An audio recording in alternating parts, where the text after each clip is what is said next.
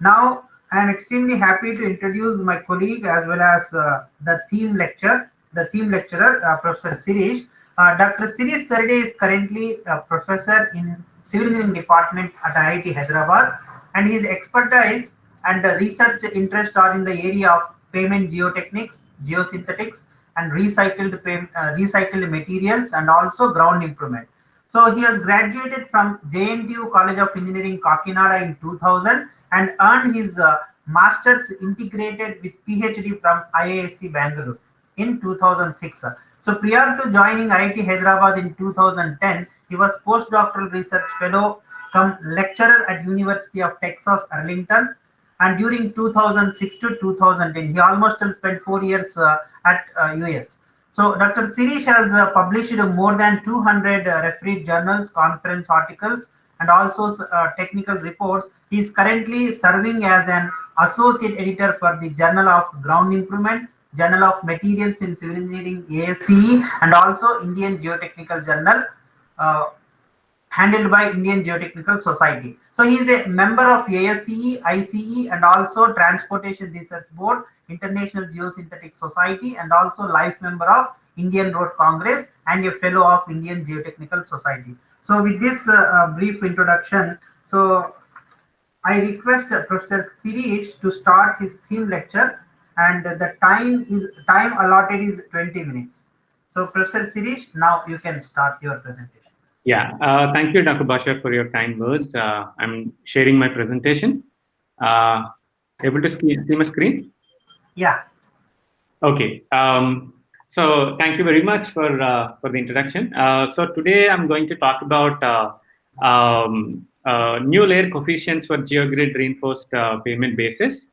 And let me acknowledge my co-author, Mr. B. Ramu, who is a PhD student working with me, and Dr. Uma Shankar under an NHI project. So this part of work is actually coming from that. This is my presentation outline. I'll introduce why we have to use geosynthetics in payments, then briefly talk about design approach that is available in the for the designers so far, and then we'll draw down the objectives. Then we also discuss large scale model studies, model experiments, then some results and discussion, and design models, and then we talk about conclusions. So coming to road network and payments in India, predominantly our payments are flexible payments, and most of our payments are rural roads, or I would say low volume roads. 95% of the payments are low volume roads, and 2% of the roads are national highways, and 3% are state highways. And currently, as per NHI in 2018, we have about 5.9 million kilometers. We are second largest road network in the world, next to United States. And if you see, if I talk about the length of the road, we are also projecting our developing our roads for next couple of years. This particular government, Mr. Modi, has announced a very prestigious project called Bharatmala Pariyojana, and everybody is talking about it. And we reached almost 10,000 kilometers per annum. So that's the all-time record so far for in India. And if we in a short, if you see the payment layers for all these national highways or state highways or even other district and rural roads, typically we'll have 3 to 4 layers above the subgrade, and the thickness of each layer, including the surface layer, depends on the subgrade condition. For example, if the soil is very poor, subgrade is very poor, the thickness of each layer would go up. And it depends on the subgrade stiffness, the layer thicknesses can be arrived at. And IRC has prominent design guidelines, and our designs are based on the CBR approach, California Bearing Ratio, that is the resistance of the subgrade. So if the traffic is very high, like 1 million standard axles would increase from 20 million standard axles to 150, let us say, for national highways or expressways, the number of layers may increase, and the thickness of the payment may go up. So a quick look on highway projects in India. I'll just run through because of the shortage of time. As I said, several projects are going on, and these indicate actually the number of projects as well as the amount of money that we are spending in next 5 years. And Bharatmala Pariyojana project is actually envisaged to connect most of these Northeast states. Almost like 14 to 15 states are going to be connected with this highways. And the overall number of projects running at this moment is, are about 200. And project cost is something like 1.5 lakh crore.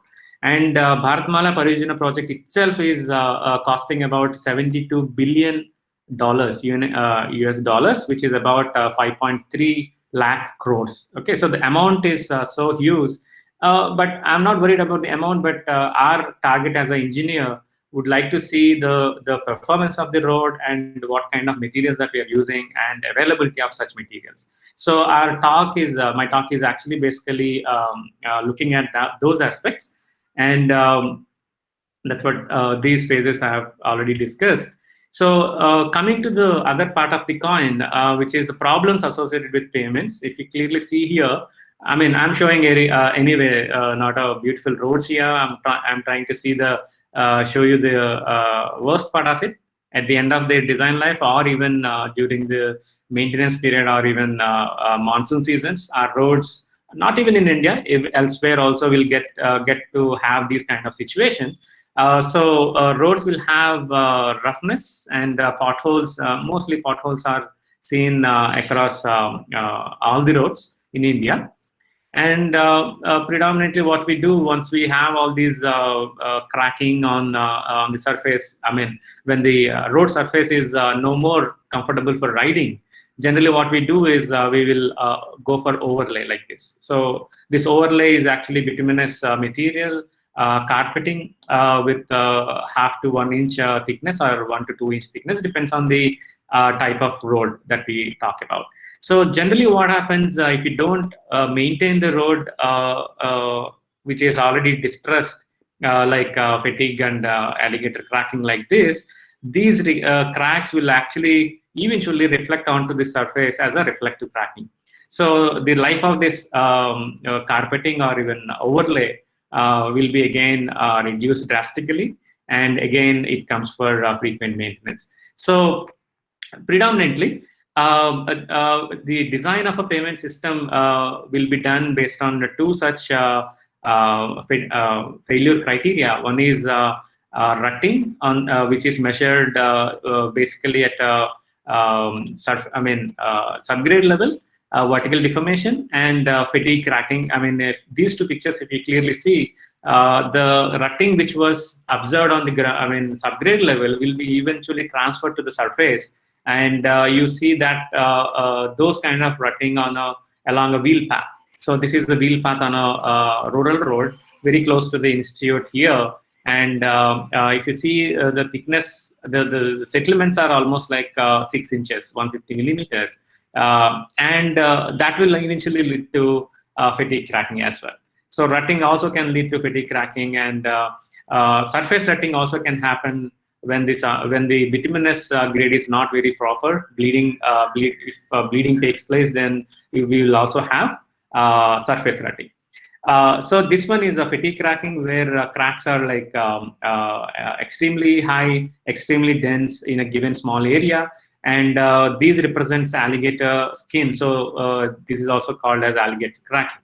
So basically, to avoid all these problems, generally what we do is we will increase the thickness of these pavements to maintain, to have more structural stability to the pavement with respect to the load that we apply. Like when we talk about loading, so we have passenger car to 18-wheel truck load truck wheels. So the loading can be very high, as 80 tons to 40 kilonewtons. So we standardize it before we design it. So to increase the thickness of the pavement, and we are on the other side, we are talking about 5.35 lakh kilometers of road. So the material scarcity is very high. So where is this entire amount of material is coming from? So a small calculation tells me that to build a pavement of national highway of 1 kilometer per lane would require about 15,000 tons of material. So now look at, I'll leave the math to you to calculate the amount of good construction material required for at least, especially for this particular project. So, but apart from this, there are several other hundreds of projects going on which require good construction material for construction of roads and other infrastructure. So scarcity of material is a first point to be noted, and demand for, then what happens is, if you have scarcity, then we need to look for alternatives for various other materials.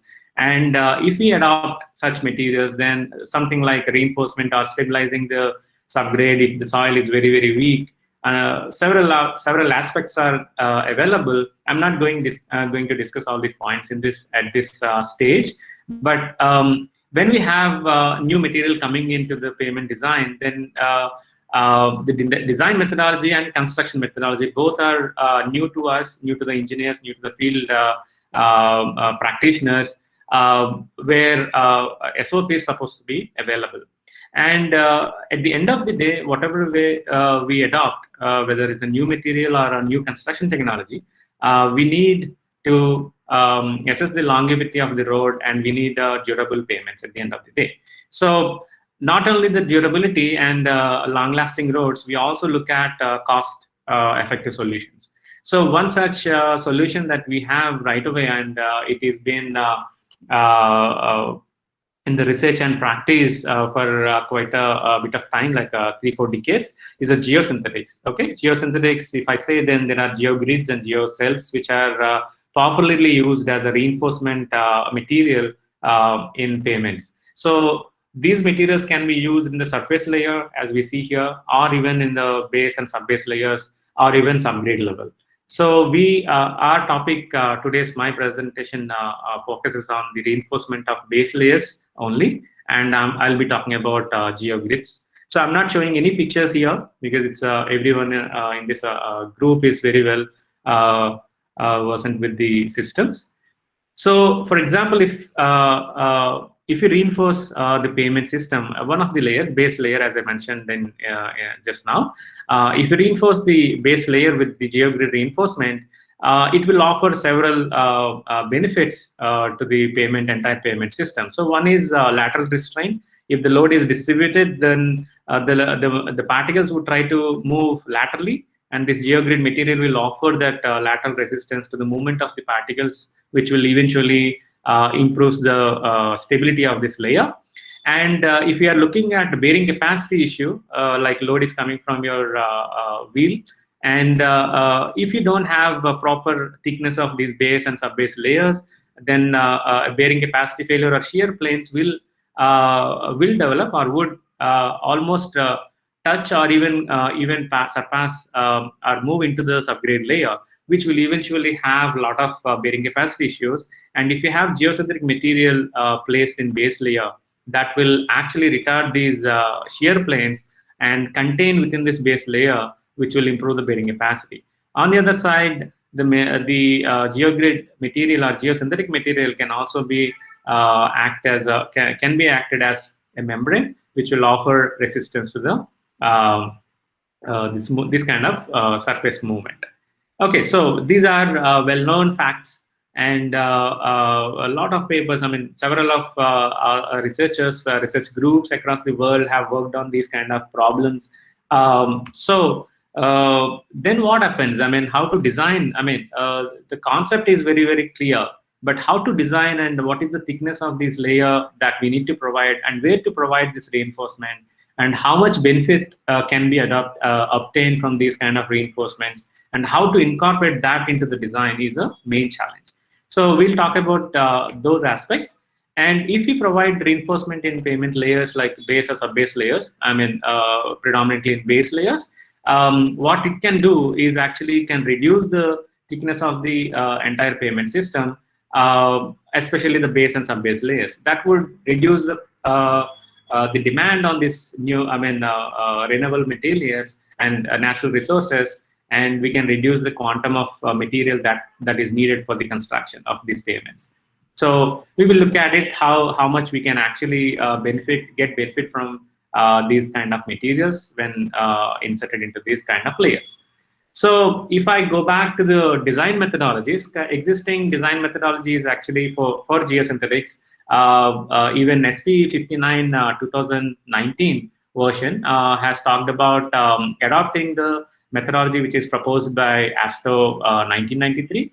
And ASTO 1993 actually is a mechanistic empirical payment design, and which is not talking about geosynthetic reinforced payment system. So there is R50, which has come in 2013, which is again modified by Giraud and Hahn again in 2013 to incorporate the effect of reinforcement in terms of a resilient modulus, which is multiplied with the modulus improvement factor. So this modulus improvement factor is nothing but a modifier or a multiplier which can actually determines the improvement in only resilient modulus of that particular layer. For example, if you see a multi-layer system and each layer will have its own resilient modulus. Resilient modulus is nothing but a ratio of deviatoric stress or cyclic deviatoric stress to the recoverable strain, because we are applying cyclic loading. Like each and every vehicle that passes will induce a cyclic loading on the payment system. And in each case, when the vehicle passes on out of the road from a given point, there will be some recovery in the entire deformation of that particular level. So only those recovered strains will be considered for the calculation of resilient modulus, which is slightly different from Young's modulus. Young's modulus is where you will take, we will consider the entire total elastic settlements there. So that is multiplied with the modified improvement factor or modulus improvement factor, which can vary from anywhere between 2 to 5, or even, I mean, if no data is available, I mean, practitioners are using somewhere 2 to 2.5 at this moment because of lack of data.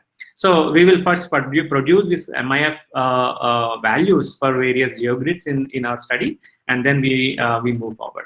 So the question is the base layer coefficient here. I mean, every layer has its own base layer coefficient. Sorry, layer coefficients as given by ASTO 1993. So structural capacity or structural number of entire payment system is decided based on the layer coefficient of that layer and multiplied with the thickness of that layer. Okay, so each one will have SN1, SN2, and SN3 from, and multiple, I mean, addition of all the structural numbers from each layer will give us total SN required. Okay, so now the surface layer resilient modulus and the layer coefficients are fairly confident and fairly uniform across every country, and it depends on the latest viscous grades or penetration grade of the flexible payment, and there is no ambiguity in this particular layer. But however, when we come to base and sub-base layers, the base layer coefficient or even sub-base layer coefficient, I'm not talking about here, we are not discussing sub-base layer coefficient, so I have not shown the expression very similar to this expression for A3. We are not talking about that at this moment. But base layer coefficient is given by 0.249 times log 10 of MR of the particular base layer minus 0.977. So this particular expression was derived from ASHO road test. Prior to the ASHO was converted to ASTO much later. So ASHO's road test in 1950s, data was collected, and based on that data, this equation was proposed for natural aggregates. So now we are talking about still natural aggregates, but we are reinforcing it and reducing the payment layer thicknesses and so on. And how far this equation is accurate to use in our current scenario, where when geosynthetic reinforcement is adopted for base layers. So that is the challenge, or at least to answer to move forward. Okay, so but this equation is also given for various subgrade conditions. For example, if I take 1% CBR or 3% CBR or even 7% CBR, this layer coefficient ratio or layer coefficient equation seems to be same because it is coming from ASHO road test in 1956. So SP59 2019 Indian Roads Congress also adopts the same philosophy. but with the same modification given by Giraud and Hahn. Prior to Giraud and Hahn, several other researchers have also addressed this based on experimental data. So in this case, layer coefficient ratio is introduced, which is actually a ratio of this one along with the MIF multiplier here. So first question is whether the A2 is correct or not is the first question for us. So what I have done is a small quick look was given here. A small calculation I have done based on two different CBRs here, 3% and 5%, with resilient modulus values as per the standards of IRC. And I have considered here resilient modulus of the base layer for reinforced case, assuming that the modulus improvement factor is about 3. So if I take 250 megapascal is a resilient modulus of unreinforced base, then 3 times that is a 750. So I've considered that value, but what we are getting here, this is actually, the first part is actually based on the ASTO's design methodology, mechanistic empirical design methodology, where limiting strains are not generally considered. But as per IRC design guideline, IRC 37 or even SP 59, we have to consider the these limiting strains as per at a different critical locations. So one is below the asphalt layer, the other one is on the above the surface layer. Sorry, above the surface of the subgrade layer. Which is epsilon T is a tensile strain, which is fatigue strain, and rutting strain is on the subgrade surface, which is vertical. So here, if you see, the red color numbers are higher than the limiting strains proposed by Asphalt Institute in 2014, and that's why the present method that we have adopted in previous slide, the layer coefficient equation, which actually gives the layer coefficient ratios here that I have highlighted, 0.28 and 0.225.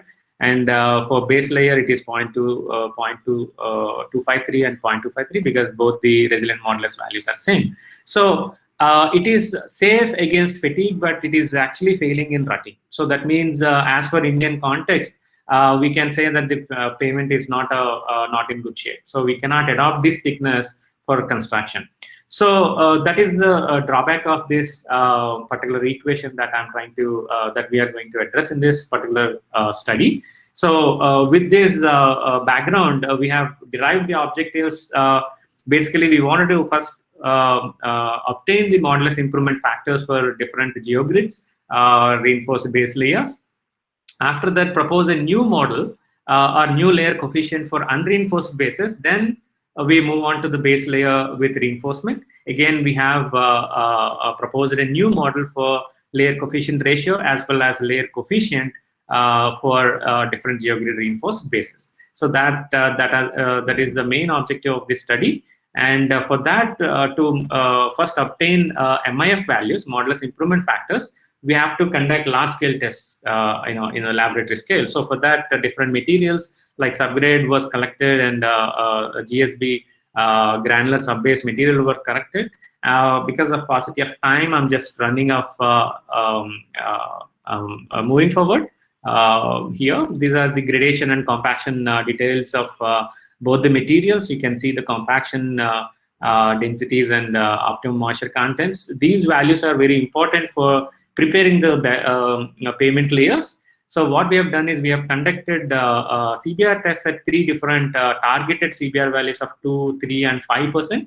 And the corresponding water contents and densities were measured. These are soaked values. So we need to take the soaked values and corresponding densities and water contents. So after soaking, these moisture contents will go up and slightly the density may come down with respect to their original density. So from compaction studies. So this is the energy which is calculated, and based on these placement densities and water contents, we went on created or prepared our test beds. So before moving there, we have adopted 2 different types of geogrids. One is polypropylene geogrid, GG1 we are calling, and polyester geogrid, which is GG2.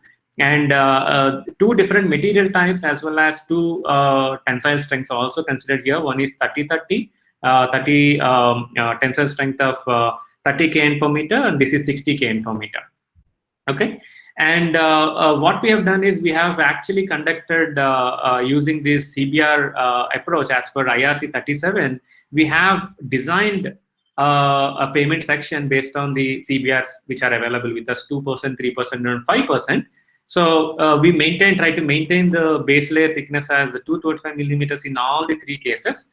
And we try to play with the thickness of the subgrade and sub-base layers. There is a reason for this, why we maintain, because we are reinforcing the base layer with the geosynthetic reinforcement, and we wanted to have the location of the geosynthetic reinforcement as optimum. So that is one of the reasons why we have not changed the thickness. And we maintained a common gradation for both the base and sub-base layers, and the density, so that we can convert this 3-layer system to 2-layer system. And of course, one more point I need to highlight here, whether these 3 payment sections are designed for flexible payments. So, however, flexible layer is not considered in the experimental program. Just to simplify the problem as a 2-layer system, so that we can back analyze what is the influence of this reinforcement onto the improving the modulus of that particular layer. Okay. Otherwise, if we conduct any load test on this kind of analysis, yeah, this is where you can see the different samples I'm going through, and we have maintained all the standards so that we have repeatability across all the data that I'm presenting. And yeah, when we conduct these load tests on each layer using this heavy hydraulic actuator of 100 kilonewton with 300 ton capacity reaction frame. So what happens is you are getting a combined or equivalent modulus. So basically, we have to take out the modulus, individual modulus or modulus of particular layer, that is base layer here. So for that, we need to have a 2-layer system, which is easier to back analyze the modulus. So modulus improvement ratio is given as EBC by reinforced by Young's modulus of the unreinforced case, which is coming from your load settlement curves. And once this MIF is obtained, the MIF value is very, very crucial parameter for obtaining the layer coefficient ratio. And this is the expression that we have used earlier from Girard and Hahn and Astor 1993. So these are some of the experimental results, plate load, large-scale plate load test here, bearing capacity or bearing pressure versus settlement ratio. This is for only controlled section and only clay, that is subgrade, only subgrade, so that I can obtain the modulus of these layers when only subgrade is available. Okay, and after that we have control sections, which are control section means here without any reinforcement. I'm showing here. The study is extended from 1% to 7%, but in this particular paper, I have only shown 2, 3, and 5% only. For the sake of understanding, I'm showing all the data here, and don't confuse with the paper and the presentation here. Okay, paper doesn't have all the data. And if you see that with aggregate layer above, the subgrade itself has a huge improvement in the bearing capacity. If you are looking at in terms of structural stability. And if I see the different location of this geogrid reinforcement in the base layer itself, at 1/3 from the surface, 2/3 and half and that means middle of the base layer, and at the interface of base and sub-base layers, 3 different configurations was tested, and these are the load settlement curves for both the values. So this is only the particularly for 2% CBR we are showing here. This is the unreinforced only subgrade value, and this is reinforced value. So if I calculate the improvement factor at the elastic settlement range for 3 different configurations, we can see that the improvement factor is very high for H/3 when the reinforcement is placed at 1/3 from the surface of the base layer from the surface, which is giving me highest improvement factor, about 1.5. And when it is at the half and at the interface, not much improvement is seen here. So optimum placement of geosynthetic reinforcement can be placed at 1/3 of the thickness of that layer. So this is the outcome of this particular module. Then modulus improvement factors were calculated as the expression was shown earlier. Then for GG1, for different CBR values, MIF values is moving from 2.4, 1.18, and 1.6. As you see that as CBR condition is improving, that is the stability of your subgrade or condition of the subgrade is improved, your modulus improvement factor with respect to the geosynthetic reinforcement is coming down, right? We can also see the same scenario in GG2. GG2 is actually 60 kilonewton per meter and GG1 is 30 kilonewton per meter. And we can see that with higher the reinforcement tensile capacity, we will have a higher modulus improvement factor. So modulus improvement factors are higher for lower subgrade CBR. This is another conclusion. We can take it from the experimental study. Now, from this experimental study, we have these MIF values which can be used into the design. Now, Dr. Basha, how much time I have? Yeah, actually, you have already exceeded the 20 minutes. Maybe you can take 5 more minutes and we can conclude. Thank you. Thanks for time.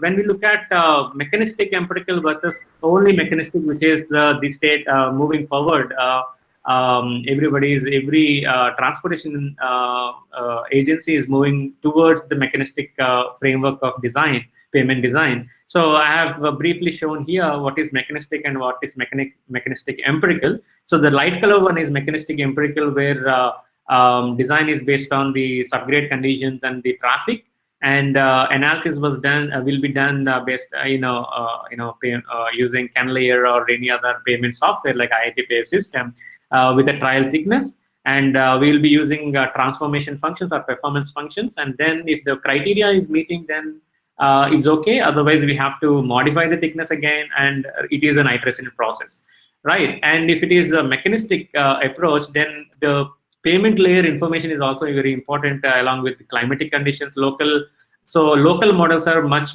important and superior in deriving payment design than a global model. So with this small background, we have tried our best to move towards a mechanistic framework from mechanistic empirical, where ASTRO's design criteria, design methodology was also included along with the Indian Roads Congress methodology, where typically strains are measured at these critical locations along with the structural numbers, and we have obtained the payment analysis through Canlayer, and analysis was done with various sections. So these are the design parameters and design variables. The highlight portion is like base layer resilient modulus was taken from 200 to 350 megapascal, which is practical range available for any material across the world. Unless the material is very weak, the value will be somewhere within the range, and this is the range coming from a variability study on aggregates and MR values. And traffic was considered from 2 to 150 megapascal MSA, and CBR was considered from 2 to 5. And beyond 5, why we have restricted to 5 here in this particular case is beyond 5, the influence of reinforcement would not be seen much. Okay, so a global model is proposed based on the CBR values from 2 to 5%.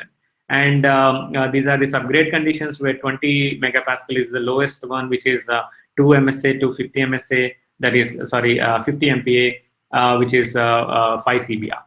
And LCR values are considered from 1.2 to 1.7 here, based on the geogrids that are tested. Okay, so this is the design approach and the framework that I'm not. This is elaborated in the paper, so I'm moving forward. And this is a new model for unreinforced base layer coefficient AU2, new equation, which is way different from the ASTRO design guideline with a high accuracy of R-square value of 0.99. Okay, so this is for this particular equation is now very similar in terms of the structure, but this one is valid from 2 to 5%. And this is the new proposed model for reinforced base layer coefficients A2R, and this is the expression, and which is including LCR value into the layer coefficient expression itself. We can either use this expression to calculate LCR, or directly, if you know the LCR value that you are assuming as 1.2, 1.3, or 1.5, then we can incorporate that and get the layer coefficients directly. So this is also, and the beauty is that for all these three curves, your R-square value is 1. So that means, I mean, these are not just 4 points that I'm showing here. Actually, 576 test sections were conducted, analysis were conducted on 576 test sections, and data are matching with each other. That's why we can see only 4 points here. 4 points are not 4 points here. There are hundreds of points. And that's why R-square value is 1. And with confidence, we can say that these models would definitely work. And we'll see how they're working. And these are the comparison between the present model and Giraud and Hahn.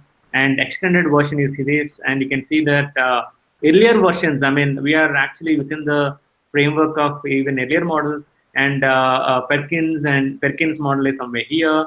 Giraud and Hahn is somewhere predicting very high, little higher. And this is because of the original. We have 4 more presentations. Yeah, it's over. And this is the typical design charts one can actually produce out of the proposed equation. And this particular design chart will give us for different CBR values for a given resilient modulus and LCR value, the thickness of the base and subbase layer together. And this is the validation. Now we can see that with the ASTO and present study shown here, there is a huge gap between the present and ASTO study. And the present study can actually reduce 30% of the pavement thickness.